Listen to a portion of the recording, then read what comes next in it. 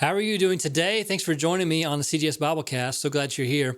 We're going to be in 2 Corinthians today, chapter 4, verse 8 and 9. I'm going to make a quick stop here in 2 Corinthians with two days. But it says this in chapter 4, verse 8 and 9. We are pressed on every side by troubles, but we are not crushed. We are perplexed, but not driven to despair. We are hunted down, but never abandoned by God. We get knocked down, but we are not destroyed. Love this verse, love this chapter. Great example here. And we're going to look a little bit deeper into that today. So here we go. In 2020, there was a hurricane, Category 4, that landed in Louisiana, Hurricane Laura. Up to 150-mile-an-hour winds and 15-foot high storm surge. It cost $19.1 billion in damage and cost 81 people their lives.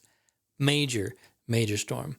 And the hardest hit parishes, no home or business was left untouched by the powerful gusts of wind that snapped electric poles and uprooted massive trees. After the storm, however, there were people amazed to find a few random things precisely in place.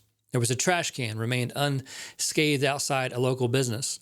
A single crepe myrtle tree stood proudly among the wreckage. A home by the coast had significant damage, but a seashell placed on the fence remained untouched and unharmed. Can you imagine, as a child, you saw your child put the seashell on the fence and coming back and just observing everything that was destroyed and seeing that sitting there? That's just crazy. These objects weren't immune to the storm's power. Obviously, storm was pushing in from every single side, but they were not destroyed. These particular items were not destroyed. So what storm are you facing today? What forces are surging against you? You're not alone. Think about that. It's going to be pressure, wind and storms and waves and surge, all pressing on you.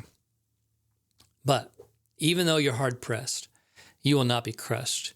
You may be perplexed by what's ahead, but you are not without hope.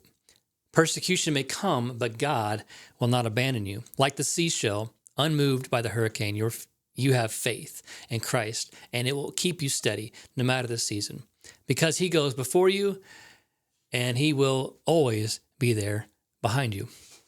So don't worry. Don't be overwhelmed by the stress and the pain of this world and the just the overall anxiety that this world can bring you.